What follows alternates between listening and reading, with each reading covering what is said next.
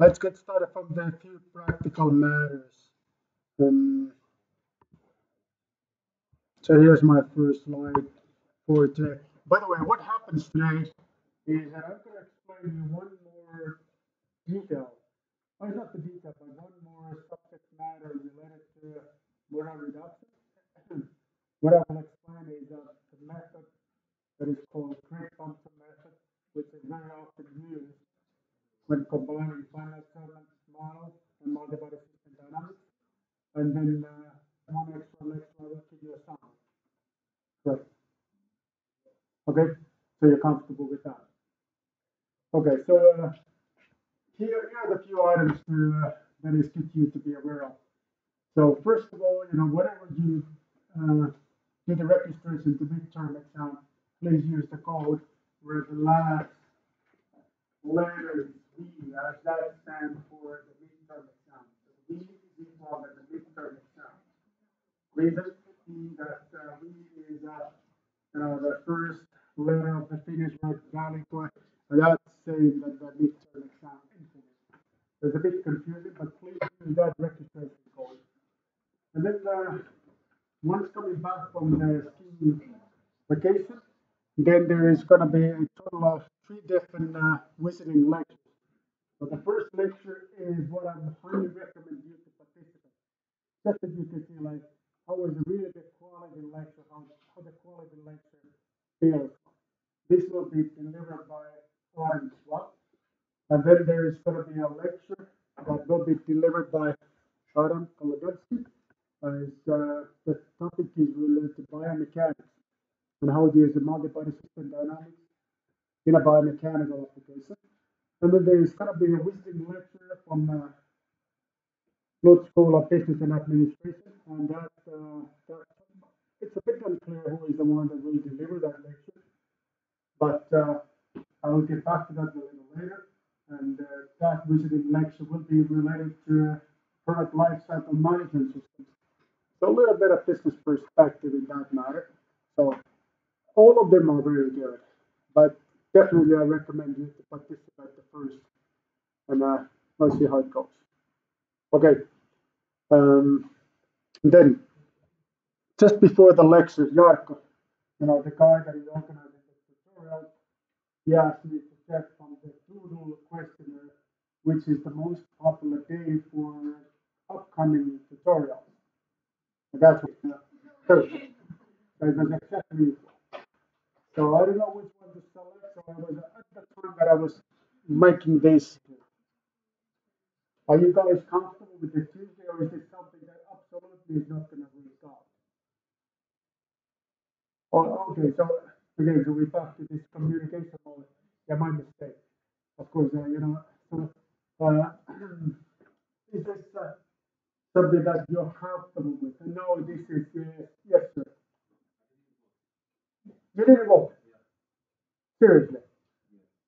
Okay, so it's you that will make this decision.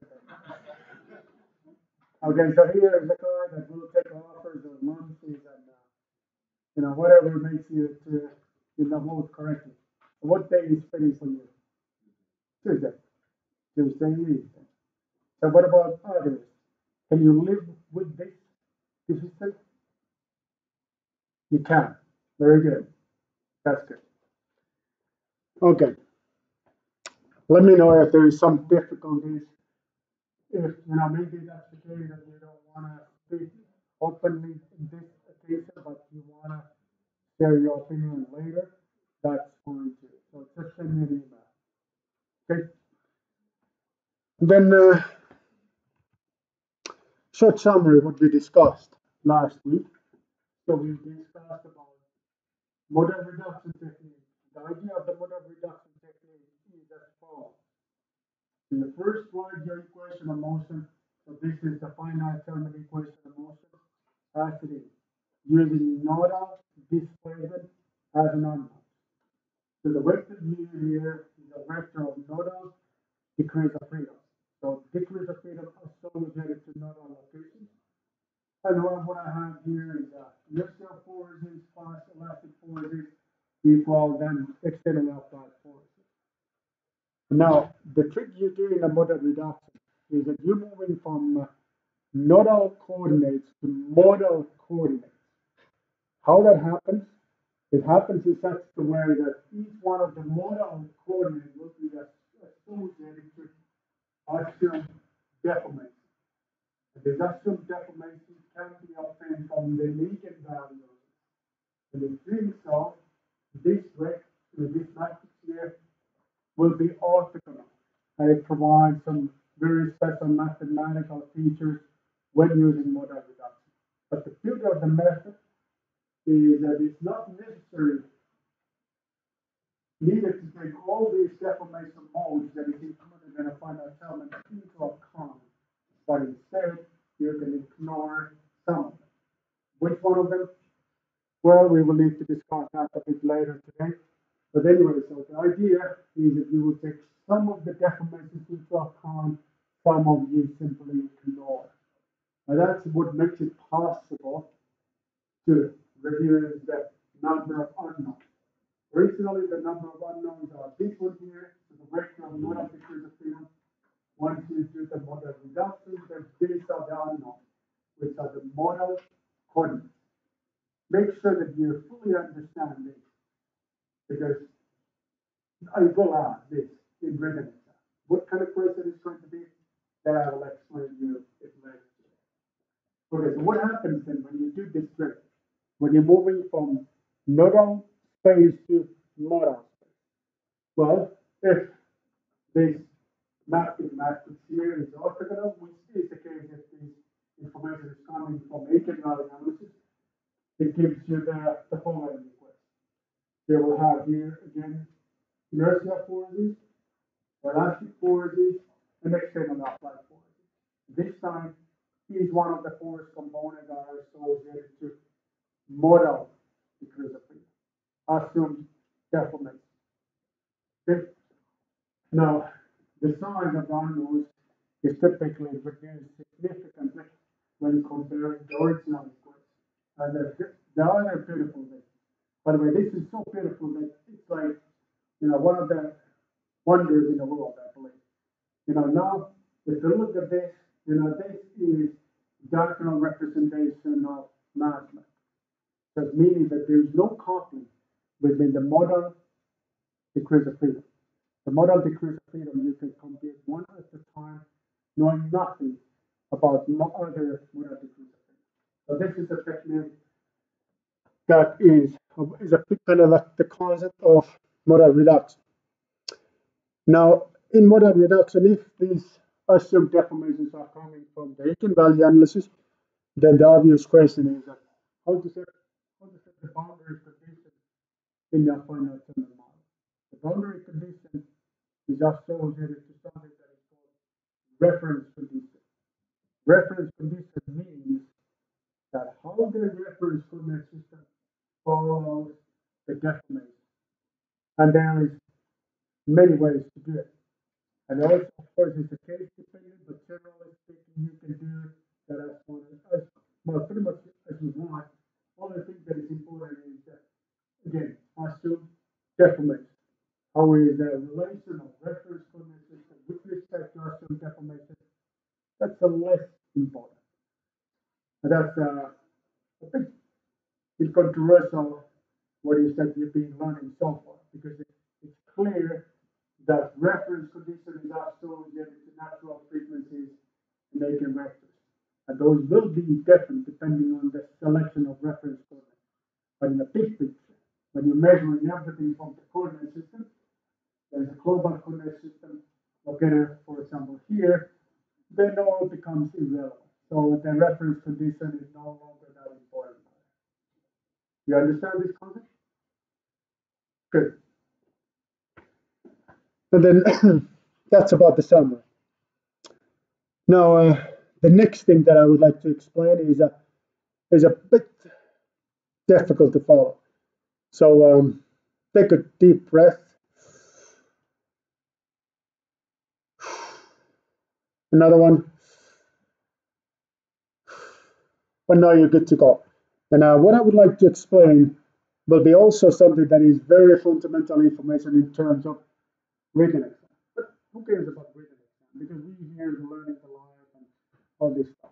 But there may be your fellow student that is interested about the final grades, and he or she would like to learn some of the stuff that makes that individual to perform better in written exam.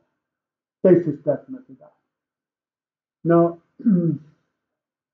problem in when using the eigenvalues defining the assumed deformation is that the local deformation is typically very difficult to describe by using these vibration modes. An example is like this one. So, like for example, if I have a beam structure like this, and the beam structure, this is by the way your structure, that's the one that is attached to ground by a revolute joint, and then there is a pin force, a point force applying at the certain location of the body. The deformations associated to, if there is a then loading in this free end, the typical deformation associated to this kind of setup will be something like this. It's not symmetric, but it's asymmetric. But this is something that is a bit difficult to describe by using these eigenvalues. You can keep on adding them together to get the better and better estimation, but it really needs a lot of modes to get something like this. In order to cut the corners or make life easier in that perspective, there is a method that is called Craig-Bumpton method, and it helps to define local deformations that are associated to either the joints, where you combine your flexible body to another body, which may be, again, rigid or flexible, or you want to describe local deformation accurately, and the local deformation may be due to the forces. So, again, this, by the way, is something that I learned in class quiz. So, in Craig-Bumpton method, the reason to use it is that it allows you to describe local deformation due to the joints or local deformation due to the forces. Okay, so what is this Craig-Bumpton method then? Well, the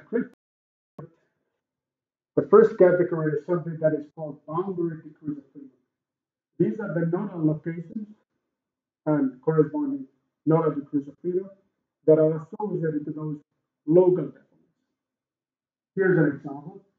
So this is a plate structure, and it is assumed that in both ends of both or two corners, let's put it this way, two corners of this plate structure, there is a joint or pin force that you want to analyze in detail. Okay, so let's assume that this point here and this point here are where there is a joint that combines this flexible body with another bodies in your entire multi-body model. So it means that you want to analyze this detail and this detail accurately. So that's why you select these two locations, and again, corresponding degrees of freedom to be boundary degrees of freedom. That's your selection. Rest will automatically go to something that is called internal degrees of freedom. Internal degrees of freedom, internal degrees of freedom. However you want it to say. Okay, that's your selection. Once you make your selection, then the final element software will automatically reorganize your mass matrix and reorganize your stiffness matrix. It's organized the rows and columns.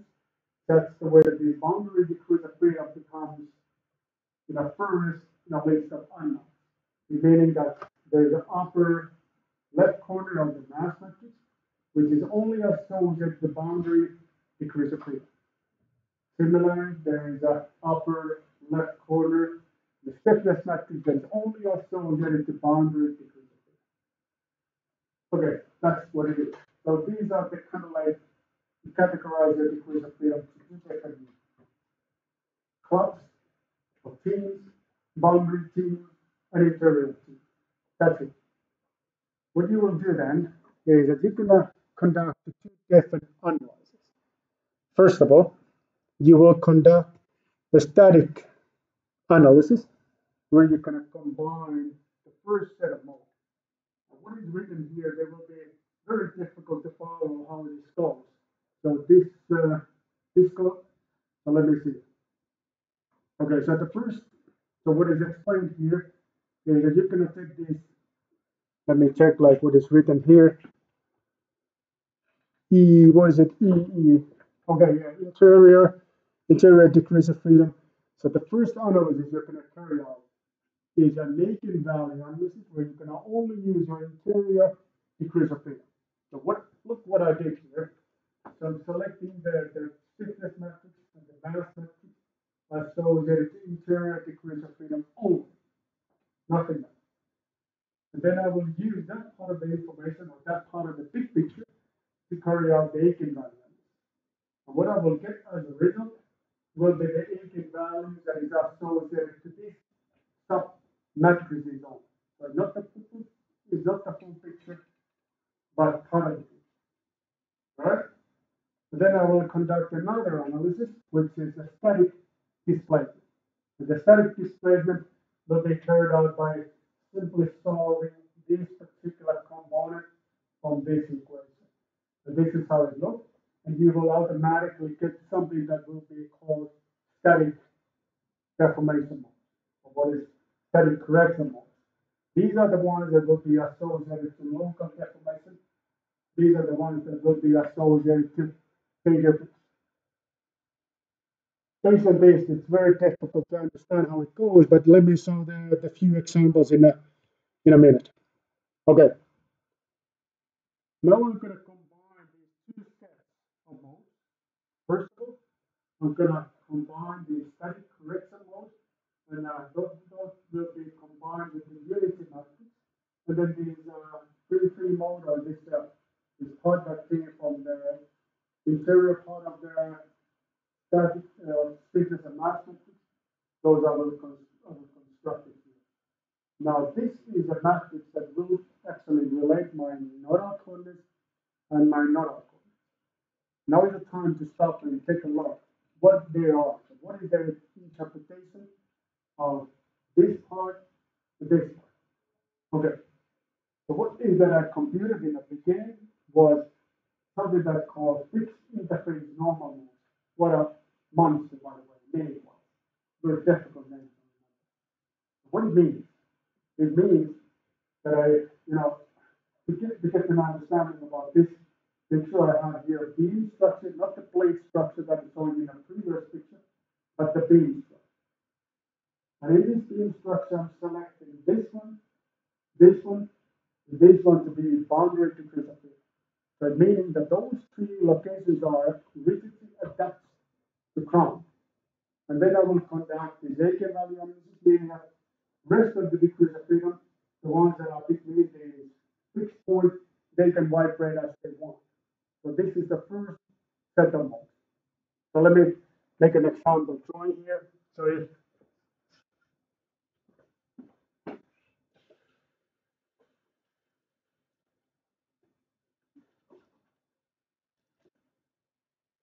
let's make this a more simple case. So let's just assume that I have beam structure. And this beam structure, I will make the selection such the way that this end here and this end here will be associated to the boundary degrees of freedom. All right. So my first set of nodes, I simply introduce the boundary conditions such the way that this is attached to crown, such the way that all degrees of freedom associated to this place is eliminated. Like this. Here, I will do the same. So these are my boundary conditions. And then with these boundary conditions, I will execute the eigenvalue. Okay? How is the first eigenvector? How does that look like? Well, it will look like something that, no deformation here, and then it's going to be like, this is what it's going to be. But look, displacement and rotation in this particular occasion is equal to 0. The second one will be like this. Again, no rotations or displacement here, no rotations or displacement here, because they are rigidly attached to crown. And then I will keep on computing more and more and more. So this is my first set of modes. That will be combined with another set of modes.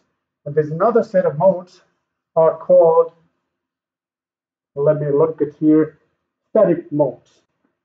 So the static modes will be, let's go back to this example. So they will be something that I will look at the nodal degrees of freedom associated at this point one at a time, and I will introduce a unit displacement to that nodal degrees of freedom, while other nodal degrees of freedom in this location and in this location are eliminated. So let's look at an example. So the first, let's say that here I have the degrees of freedom in that planet is displacement here, and rotation. Okay, so first unit displacement will be along the x-axis here. So this is where the end will moving, and this is the mode will look like. The second one, the unit displacement this direction, so this is where the end is moving, and then the deformation look like this. You got the concept? Then I will do the rotation. So the rotation, the unit rotation is going to be here, like this. And then I will, this is the way that I will release 1 degree of freedom at the time, introduce unit displacement to this 1 degree of freedom, keeping others constrained. Got it? So let's look at this example. So this is again the beam where the boundary of this, the one in the middle, the one in the right hand side. Static mode. Example of static mode. The one that is also this node here looks like this. There's a unit displacement. This direction, others are remaining without no movement. Makes sense? You got it. So this is the method. So this is the Craig Thompson method. It's somewhat beautiful method. The problem in this method is it's just almost like not that significant problem, but the minor problem that some people fails to correct. But the problem is that I'm sure you already noticed that. And you just wondering when is that I'm pointing that out, and now I'm pointing that out. The obvious problem here, is almost ridiculously obvious here is that when you look at the static correction modes, yes, they are not orthogonal. This is what we were thinking all the time. Something is not matching here. And you're correct. So something that is not match is that this is not orthogonal. Does it make any difference to your life? Well, depends. Depends. It makes a little bit of difference in your life. Why? Because remember, if you construct this matrix here, and if this is orthogonal, then it eliminates different modal degrees of freedom. But if it is not, then it's not eliminating that. Is this a big problem or not? I don't know. Can you live with this problem? Yeah, that's what I was thinking. We have to fix it. So you cannot stand this problem, so let's fix it. The way we can fix it is that we can construct a new surface and mass using this original mode, and then again we can conduct the main value. And then this problem will be okay. So let's look at this again. So let's construct. I need to go back to see what they are called. Fixed interface normal modes and static modes. Now these are the ones you will use to compare the new mass and new stiffness. These will not be diagonal representation. Why not? Because the static correction modes are not orthogonal. By the way, why is that they are not orthogonal? Well, it's clear because they are not coming from the eigenvalue, but they are coming from the unit displacement. Unit displacement, generally speaking, are not orthogonal. That's what that you were thinking too. Correct. Yes. Okay, so now what I will do then is that I will take these new matrices, and again I will carry out the eigenvalue analysis, and then I will get the final eigenvalues that are somewhat representation of free modes, and there's representation of boundary correction modes. So that's the end of the story. And now when you look at the final representation of stiffness and mass, they are diagonal representations. What that makes it happen and why it is possible? Because the monster we call it orthonormalization. So this fixing the problem related to static correction modes that is called orthonormalization. Can I ask that in a written exam? Orthonormalization. What does orthonormalization mean in Craig Thompson method? Can I? Okay, so I think it has that, yes? Okay, so today there is absolutely no communication, I can see that. Okay, so that's it. Now here's a summary. So we get started from these two different setup modes. We compare this fixed interface mode, interface normal mode, right? Then this will happen by keeping the boundary degrees of freedom attached to Chrome. So they are all eliminated. And the rest we set compute data value. And then we introduce the static correction modes where the unit displays in one at a time is introduced. I will take these modes, combine them together using this monster that is called orthonormalization, which means that I'm comparing my stiffness and mass using this information and then redoing the eigenvalue analysis, and I will get something that is approximately free modes and then the boundary modes. That's it. That's what it's called, Craig Thompson method, because of the orthonormalization. You're in a shock or more or less? Makes sense? None of this stuff makes sense. Okay.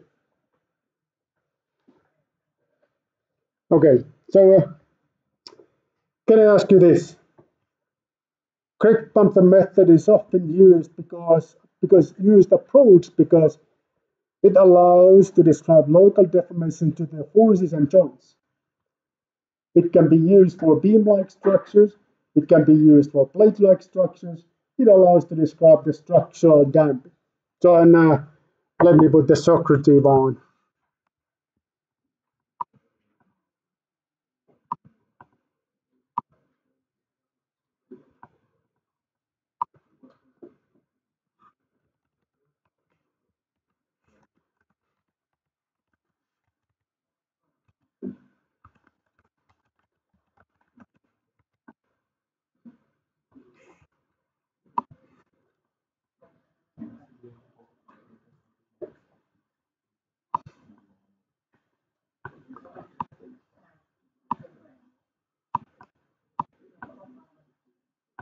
Okay, so it's on. Yes, it is on. So, oh, excuse me. So I need to put this back on.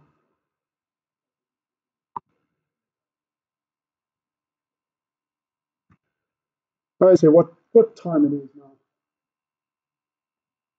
Okay.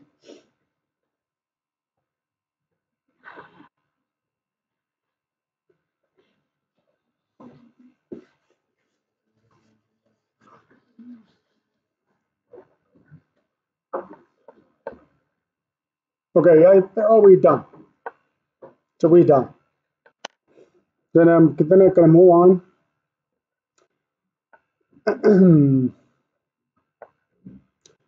Here are the few observations.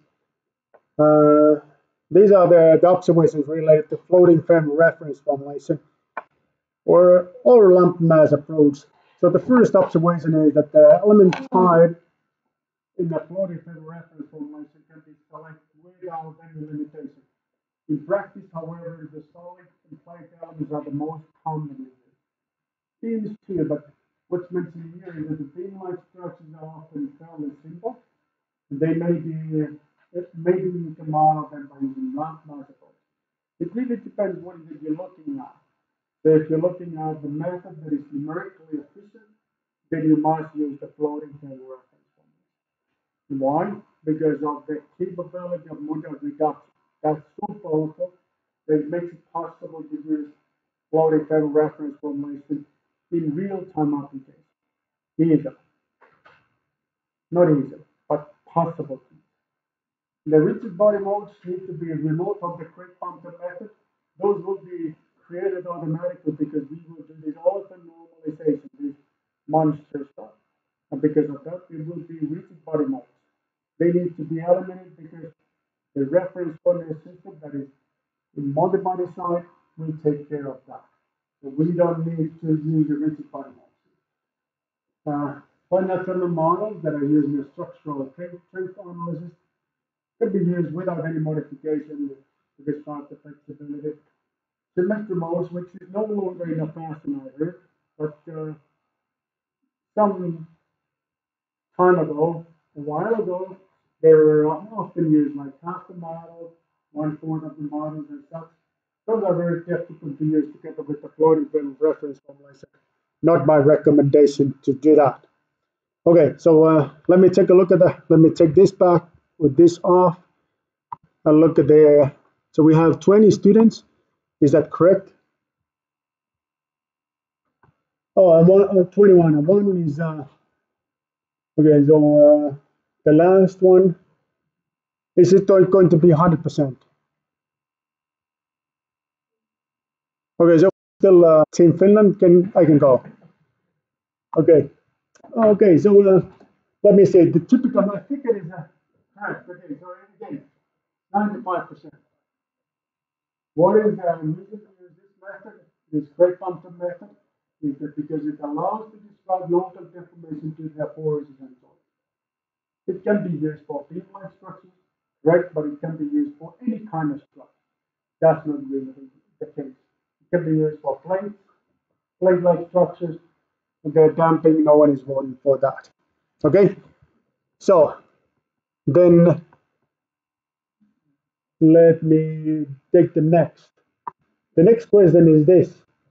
With the floating film reference formulation, the rigid body modes need to be removed because, oh, it's too small, so I cannot read that. So I need to take my PowerPoint. I read it from the PowerPoint. Hold on, so where I am now. So I'm here. Okay, so these are the options. The rotations are assumed to be small. Deformation are assumed to be small. Reference coordinate system takes care of the rigid body motion.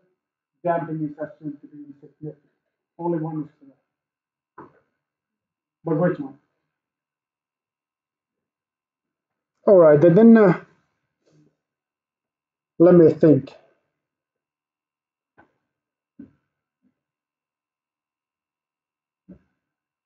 I need to think a bit about the timing today because depends on your activity. And it seems that you are not a lot active today, so there will be no discussion whatsoever. Even though that there is something that you should discuss later today.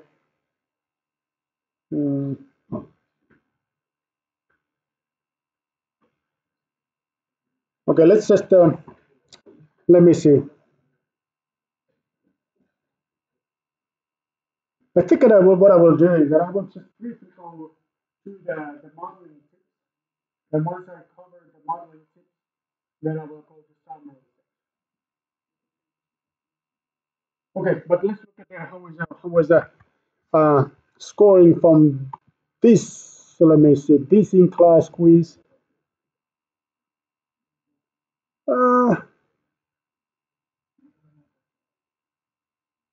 So what is this? So am I in a completely wrong place or? Oh yeah, this is completely wrong window. So you were able to see the correct one. Okay, so let me see this. No, I'm lost. Completely lost. Oh, here it is.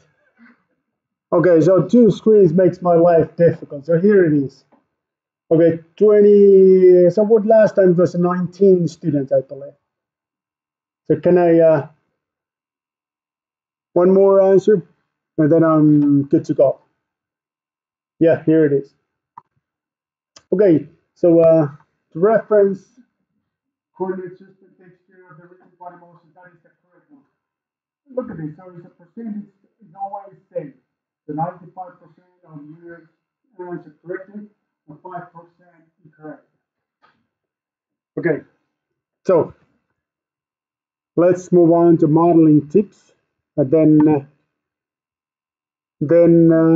summary.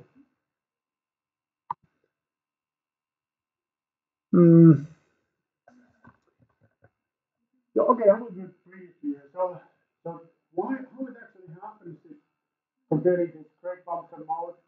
So it happens such the way that you can use this um, kind of executive or subroutines that are available in most of the finite element codes.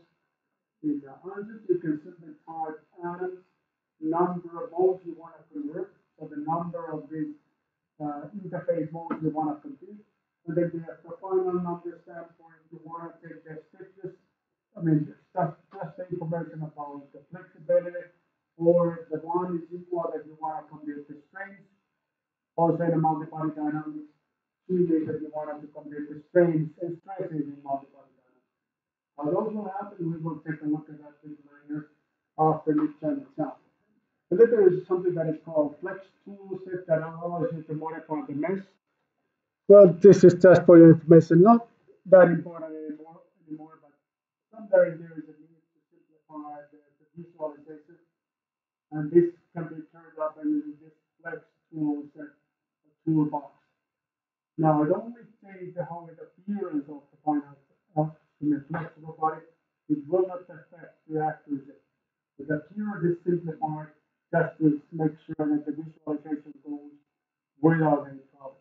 If you have very dense mesh, the visualization can be sometimes a bit tricky. So that's why this option is available. Then how it goes is that in finite term method, when you execute this command to transfer the mode from finite term method to multi-body system dynamics, it always converts the mass representation to be a long. The finite term method, there are basically two options how to compute the mass.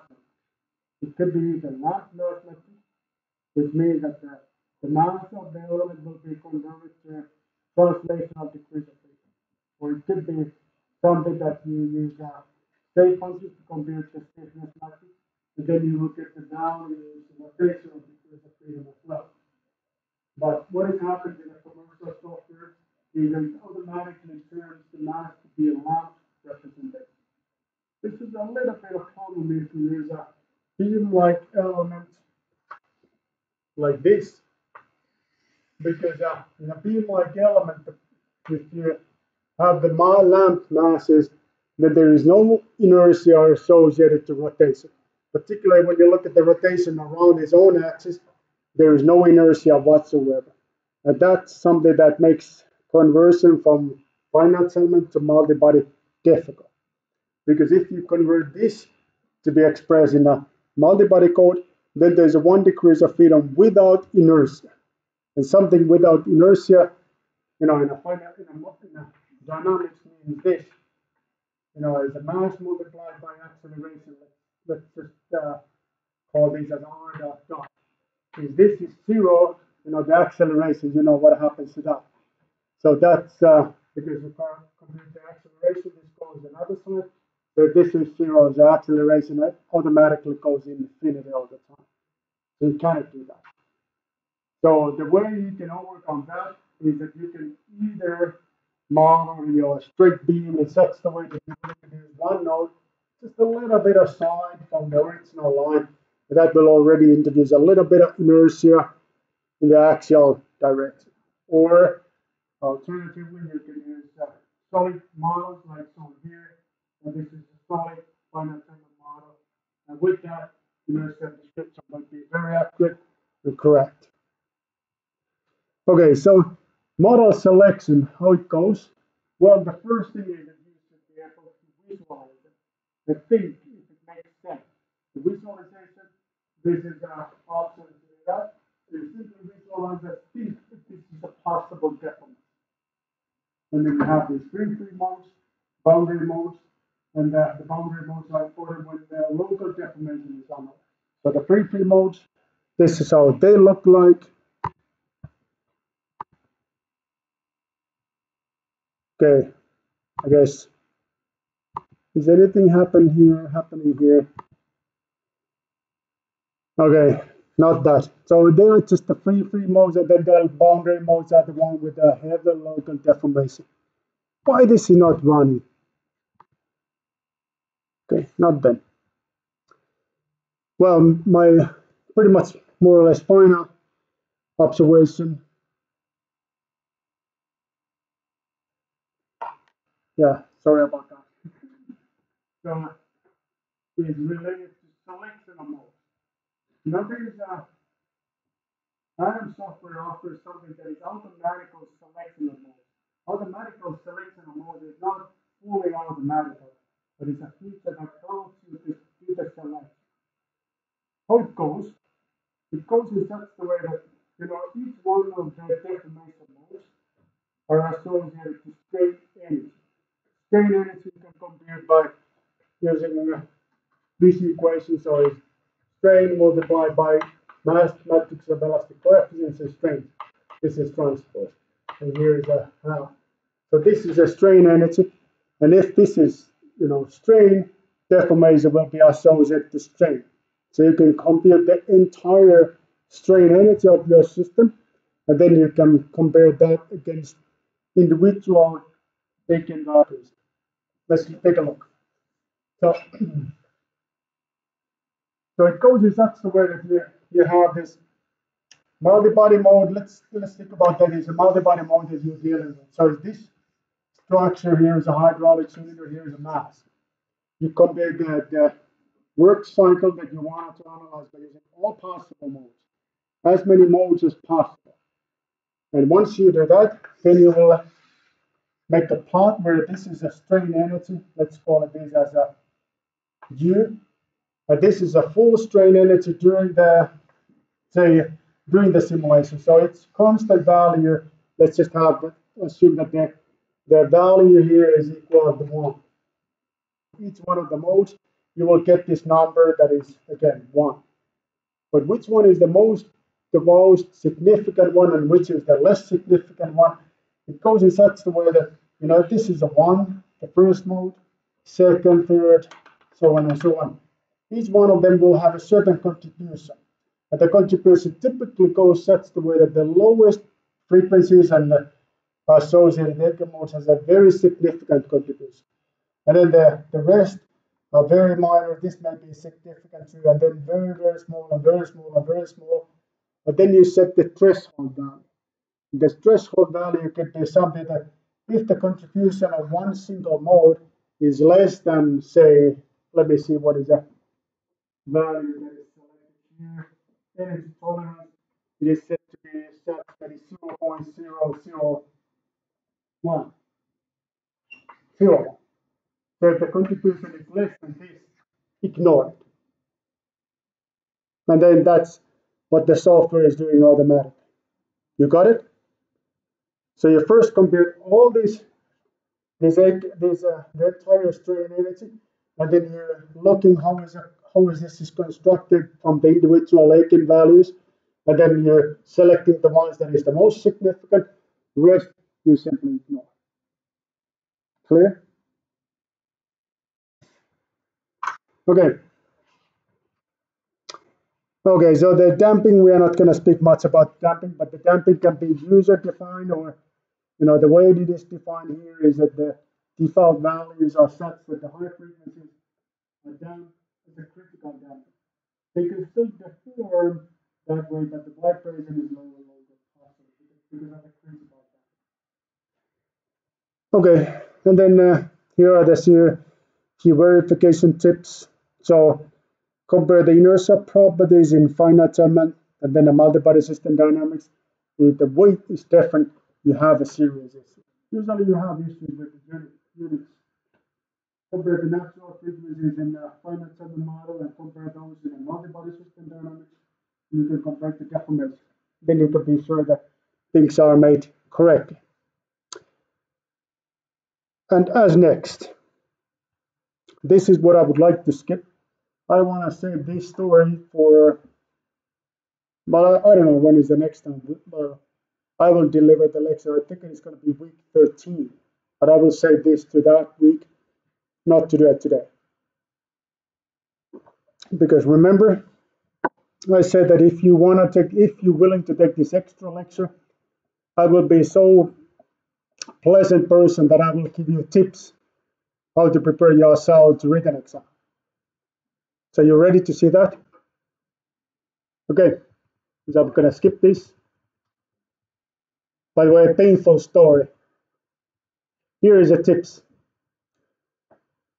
Is this what we agreed?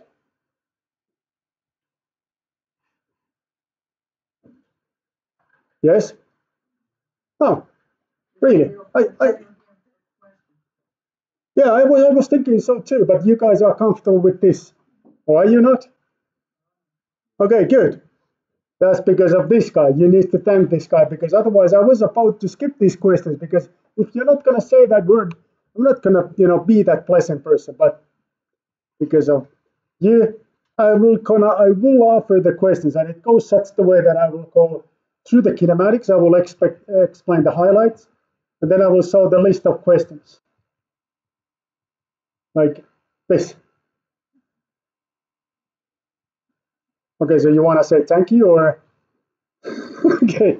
So okay, it's fine. So you're doing to your own sake. So then, if you want to discuss, we can discuss about it. I got. Even though that there is a question that you have absolutely no idea, you just think that, oh, that's all right because the exam is not today, it's not even this week, but it's going to be next week. But it will be next week, and your life will be miserable when days before the exam you started to look at the questions and then you're like, why rotations are more difficult in space on planetary? Maybe he Googled this and it takes really a while to find out the answer. So we can discuss if that's what you want. If you don't want it, then fine. Okay. And then there's what then we need to make an agreement about something. You know, these are the questions related to kinematics. Now there is a questions related to kinematics. There is a total of 11 questions. How many I can select to the exam? This is up to you. One. Okay. So one from this kinematics. What about the next topic is 3D dynamics? How many I can select from that? Zero. Okay, so let's get back to this. So short summary and then questions. 3D kinematics. It's pieces like hammer kinematics. The difference, of course, is related to the rotation market, which is difficult. And it is difficult because, in three-dimensional space, the rotation takes place around three axes. And mathematically, that's a big complex because whatever you're using three parameters to describe the rotation, as there's only three ways that the body can rotate, you always end up to have this singularity problem. The singularity problem you have to address one way or another. One way to address that is by adding one more parameter, so using four parameters instead of three, plus one constraint. Okay, so the 3D kinematics, that's like the basic questions or the basic concept related to that. Three stars. Other angles, there's a likelihood that I ask something like, what is the difference between the other angles and the other parameters? Then you have to remember the singularity. Kimball locking. Make sure you understand what's the Kimball locking. Make sure you understand that how many parameters is used in case of Euler angles. How many parameters is used in case of Euler parameters. What is the physical interpretation of Euler angles? Is it straightforward? Yes, it is. It makes sense. It's understandable. What is the physical interpretation of Euler parameters? Not very difficult to understand. Okay? Then Rodriguez equation. Look at that. Rodriguez equation is like 5 stars. So, but again, don't memorize the equation. I'm not going to ask this equation, but I might ask, what's the concept behind? And then you need to remember the story about this original vector versus picture. Hmm. Where is it now? Can you see it someplace? Here. So you need to remember this original vector and then the unit length vector. Remember this story? And then you welding them together, and then you will introduce the unit, and you will introduce the rotation around the unit length vector. That's how you end up to have vertical equation. Unknowns are the amount of rotation that is equal than theta and the components of vector v. And v, because it's a unit in the length, the unit is a constraint that is additional information you have to account. Okay. Euler parameters is very heavily related to the vertical equation. You just simply call these unknowns by different names. Again, no need to memorize these names, but the concept I'm expecting you to memorize.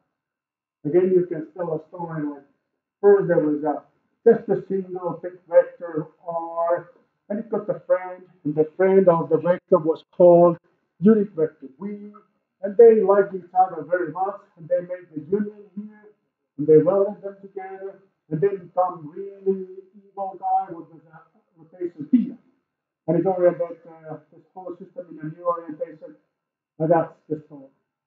So, two friends, evil guy theta. All right? Theta don't need to be evil. It could be a third friend that is trying to come along with two friends, and always the three friends is more difficult than two. Okay, mathematical properties of rotation matrix. This is obvious, so they're orthogonal because of the cardinality condition. Matrix multiplied by its transpose gives us identity matrix. We cannot change the order of rotation in three-dimensional space. Conversion of different methods, four star, singularity problem, number of variables, usability. Then 4x4 matrix in robot kinematics. Then I concept like direct and inverse dynamics. I'm not going to ask this direct and inverse dynamics, but this is a concept that is easy to remember.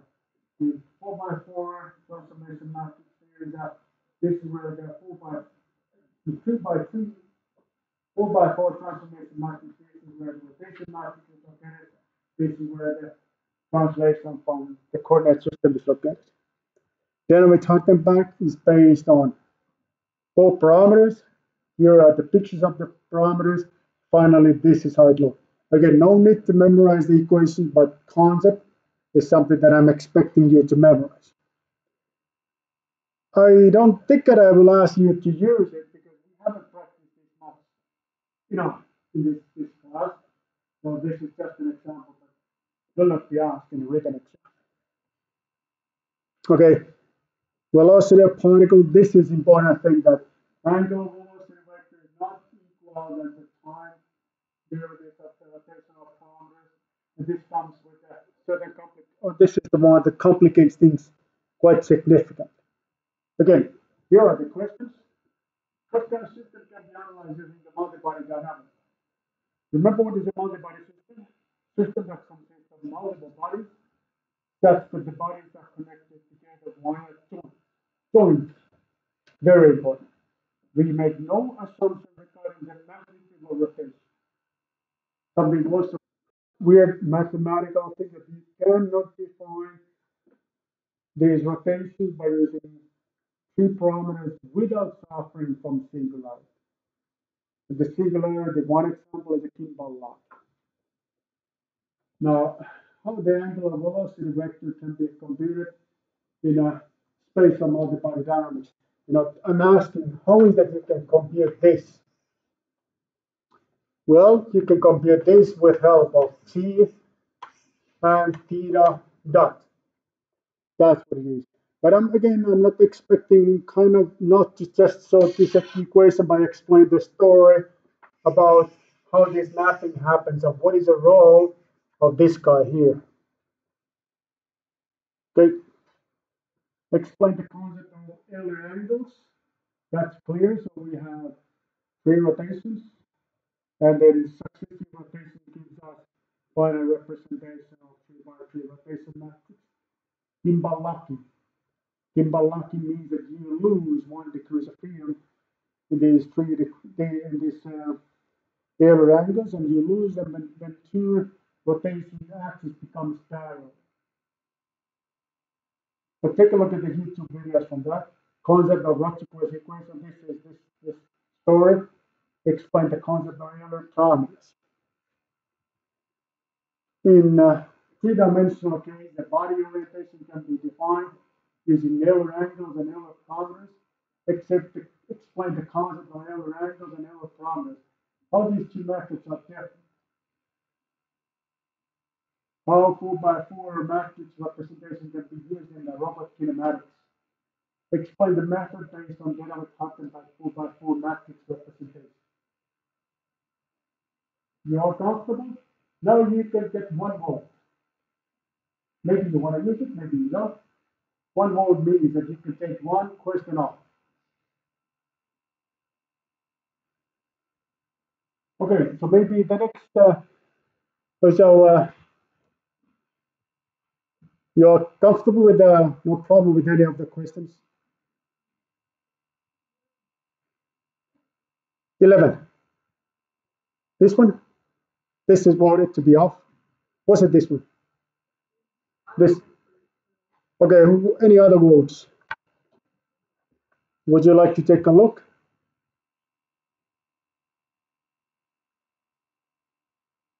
You want to take this off? 6. Okay, so the votes, so the options are 6, 11,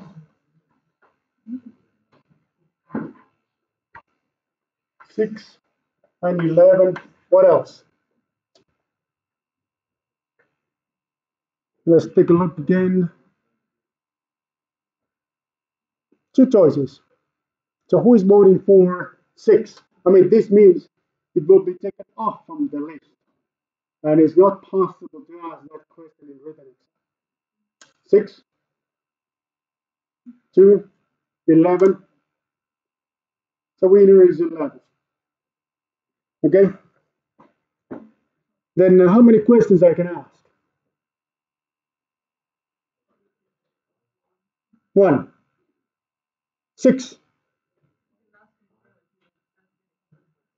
Okay, but this is the first set. You know, there we have a total of 10 different sets. No, we don't have that many. We have just a few more.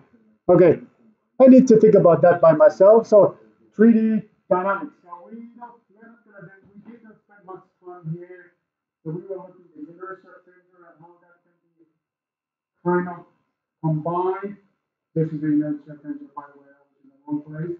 How that can be related to different representation of generalized coordinates. That's what we discussed.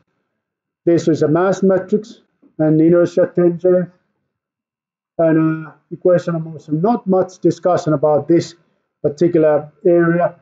And my only question here is how inertia tensor can be related to time derivatives of rotational generalized coordinates.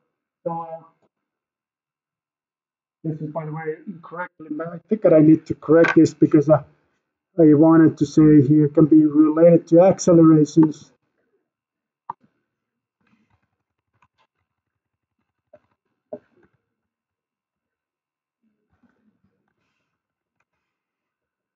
Okay, acceleration or rotational generalized coordinates. Okay, now this is good. Okay, so here's my question. So I was asking this.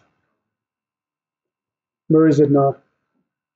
So I was asking this is inertia tensor, how it can be related to generalized acceleration with help of G matrix.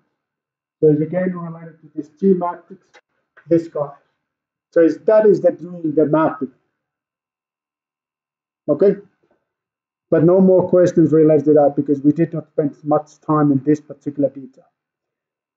Then let's move on, and there's going to be a few more questions. So description of flexible bodies, generals of Fourier stars, nonlinear linear deformation. So that there's an example there. Lamp mass approach, where you have original body, and then you replace the original body by number of rigid bodies and the spring elements between those bodies.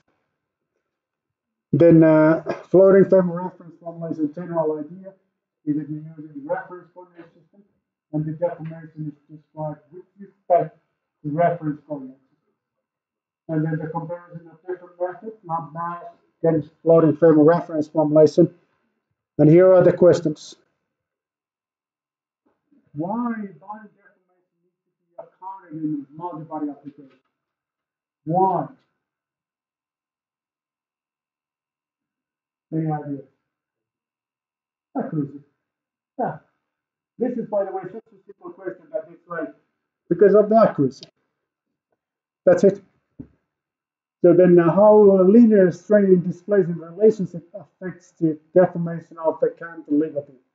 Now you need to memorize how was the story about the cantilever beam and when it was loaded from the free end. What happened if you make the assumption about linear strain displacement relationship?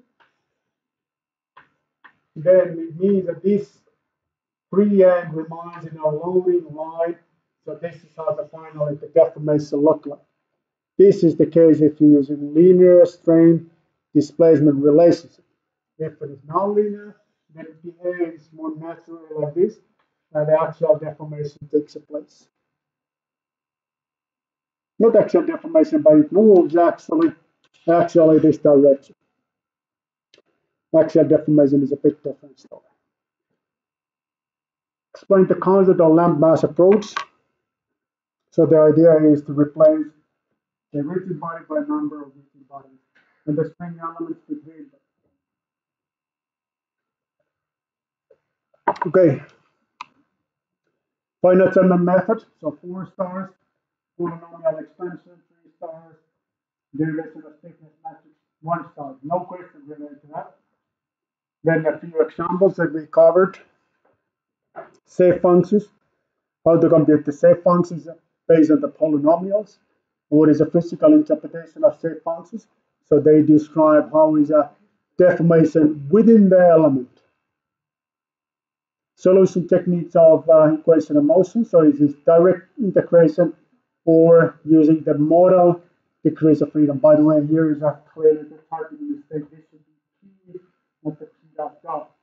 An eigenvalue analysis, how to carry out that. Model reduction. Oh, what is this? That's a lot of stuff. Model reduction, the equation of motion can be written like this. Now this is written correctly. And you're using the sign of the unknown. And then the Craig-Bampton approach, which was this bit painful approach. So you get this fixed interface normal mode, static correction mode, you're using the auto-normalization. You will get the approximation of free modes and the boundary mode. So that's how it went.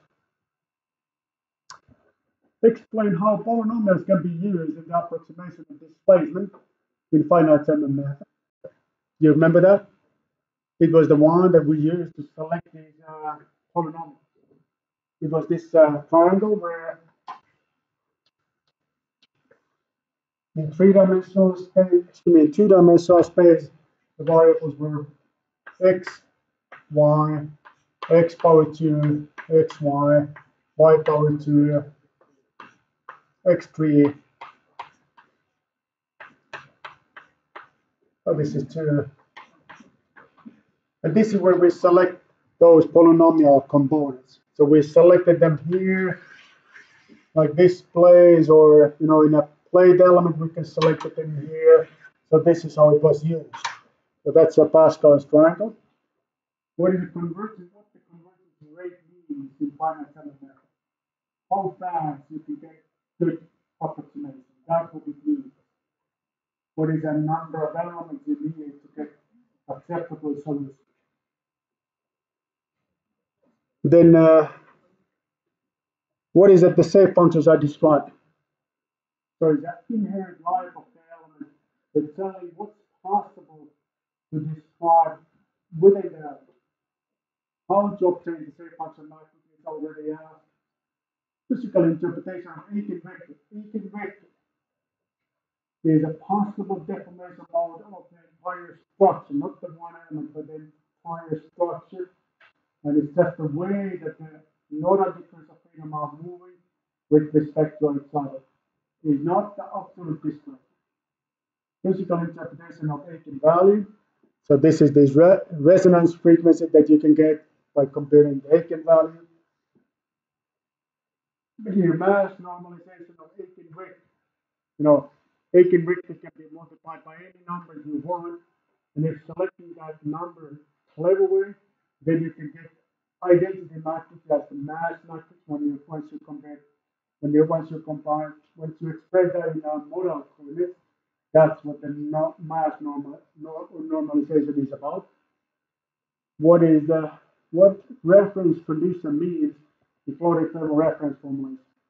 How is it you select the boundary condition in your finite element method? That's what it means. Clear? Okay, modal selection. We did not discuss much about this mass invariance. We did not discuss much about that, but here's a question that the likelihood to find this on what is the exam? What day is the exam? Tuesday. To see this on Tuesday is very hard.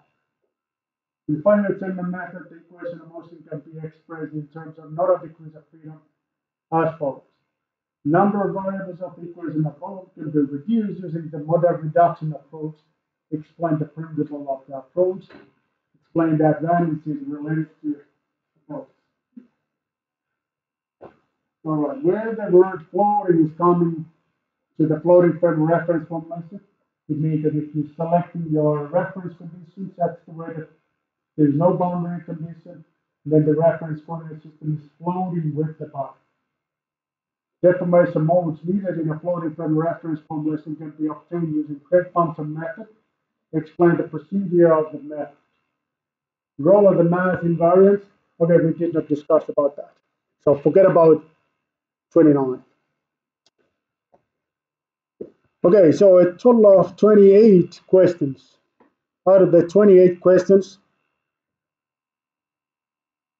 how many will be in an exam? All right, sounds good. I will do the selection then. I was thinking that we can all select them together, but I think that I can do it for you. All right, so that's it. So I'm thinking the flow of today's lecture here, if there's no further comments or questions. Oh, yeah, another important thing. So this year the recording is being painful. So I'm gonna include all the recordings to the YouTube site, and I will add this YouTube site link to the model database. And then I already put. Yes, of course. Of course, yeah, that's my mistake. So I have been a bit lazy. So we'll do that later today. The PDF version will be there, including these ones, these questions. Okay, so this is how was the exam like, what is 4 years ago? So I don't think it's going to be the same because we did not discuss much about data with Heisenberg. But look at this. It's here. In finite element method. It's here. Okay, then now I'm not going to plan to do the translation this year because I kind of think that the language is not an issue. And it helps me quite a bit not to do the translation. Because I usually offer this in English, of course, and in Finnish.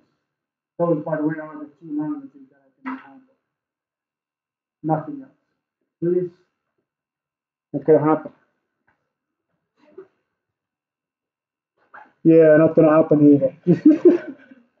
Then they explain how the polynomials. This is how professional athletic can benefit from the biomechanical simulation.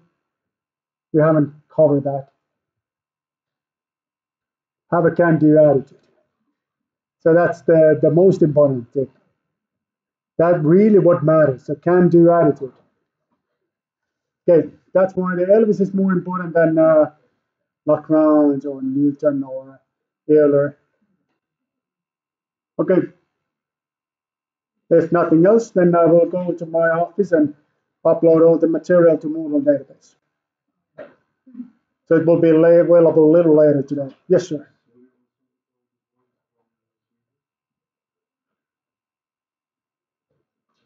Then that I don't know because this is an automated procedure that we have a like software that we're using to compute the points.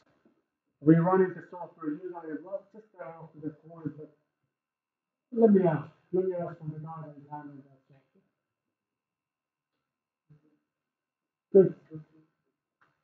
Anything else? Okay, so see you on Monday, but not next Monday, but Monday after that. Monday in 2 weeks. Okay, thanks.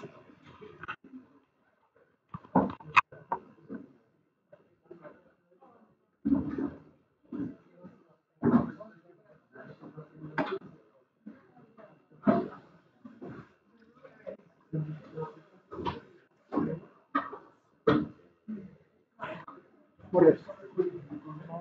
Harjoitusten pitää puhua tosiaan yhdet harjoitukset tässä Niin, tuossa oli tiistaina. tiistaisena. Onko se ihan ok? Sopii. Sitä vaan mietin, kun mä soin menoa tuohon jompaan aikaan nostaa, enkä mä tiedä kumpi se niistä on. Meillä oli ihan tuossa alussa tiistaina. Joo, siihen pitää vasta kerennyt, mutta tiistaina. Joo.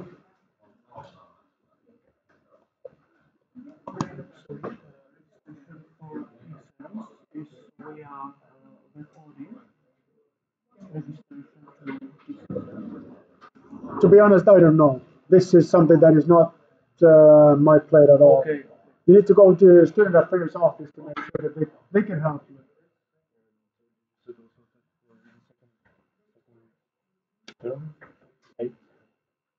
Uh,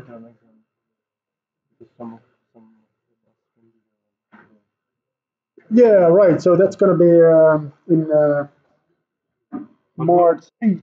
March. No, let me check from the calendar. I think it is 8. Can I write email? Sure, please do that. Yeah.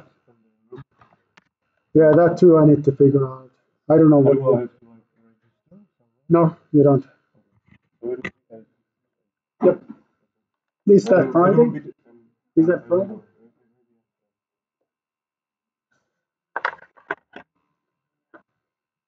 Maybe it will be the same question, but No, different questions. Yeah, same stuff. Yeah, 8. 8. Okay. Thanks.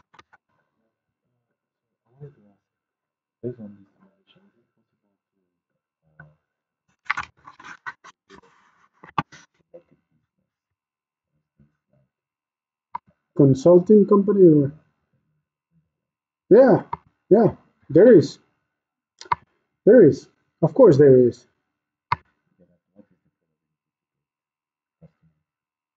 This is a very, I mean, the competition is not very severe. There's a few companies in the market, but depending with the size of the company that is in your mind. But there is a, but I feel that is easier than the final exam, because the final exam, the competition is very severe. Here, the specialization is easier. Maybe if you wanted to, we could discuss about that in the next semester. I mean, next period. Yeah, because there's a way that you can set your own business. Yeah, you just learn how to use the software, and then you get the license to software, and then you're good to go. You need a computer too, but there is a way that mechanisms that helps you to get started. Yeah, well, let's discuss in after skiing holidays. Yeah, but I think I feel that there is a possibility.